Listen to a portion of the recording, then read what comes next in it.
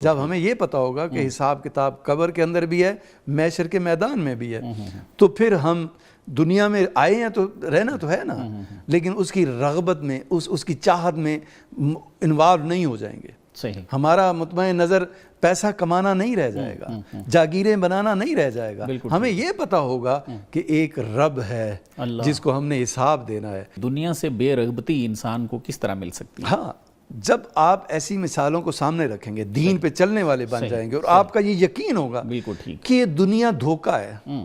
اللہ نے فرمایا بالکل کہ یہ دنیا دھوکہ ہے، یہ تو آپ دنیا میں آپ کو بھیجا گیا کہ آپ جنت کے راستوں کی تیاری کرو اور جہنم کی آگ سے اپنے آپ کو بچاؤ۔ بالکل ٹھیک بالکل تو اس کے لیے پھر یہی ہے کہ جو ضروریات زندگی ہیں اتنی کماؤ، اتنا کھاؤ، اتنا پیچھے چھوڑو جس کا حساب تم دے سکو۔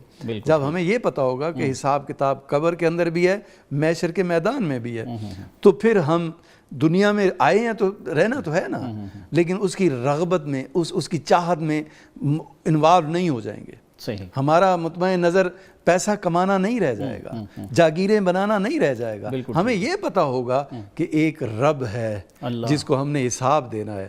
قبر کے اندر ہمارے ساتھ کیا واقعہ پیش آئے گا، کیا معاملات ہوں گے، محشر کے اندر ہمارے معاملات کیا ہوں گے، اور ہر چیز کا جواب میں نے دینا ہے، تو پھر ہم دنیا کی رغبت میں اس طرح سے نہیں آئیں گے جس طرح سے ہم باقی معاملات میں آتے ہیں۔ شارٹ سی وہ بات کرتا ہوں کہ حضور کے حدیث مبارکہ نا حضور کہ حضور علیہ السلام صحابہ کو فرما رہے تھے، فرمایا کہ دو جنگلی بھیڑیے بھوکے ہوں تو جب وہ ایک بکریوں کے ایجنٹ میں چھوڑ دیے جائیں تو ان کا کیا حل کریں گے؟ کہا کہ پھر بھی بھوکے اتنا نقصان وہ بکریوں کے ایجنٹ کو نہیں دیں گے جتنا شہرت اور پیسہ یہ انسان کے دین کو نقصان دیتا ہے۔ اللہ اکبر۔ یہی خانقاہوں اور یہاں تک بات آئی نا، ایک طرف تو کہا کہ وسائل، لیکن جن کو زیادہ وسائل ملے، جس طرح پیر صاحب نے فرمایا، تو کیا ہوا کہ جب زیادہ آرائشیں ملنے پر بھی نقصانات ہوئے، کیونکہ شہرت اور پیسہ، جب یہ دونوں طبقوں میں شہرت اور پیسہ آیا تو پھر بھی خرابی پیدا ہوگی، پھر بھی امت کی اصلاح نہیں ہو سکتی۔ بالکل صحیح، بالکل صحیح۔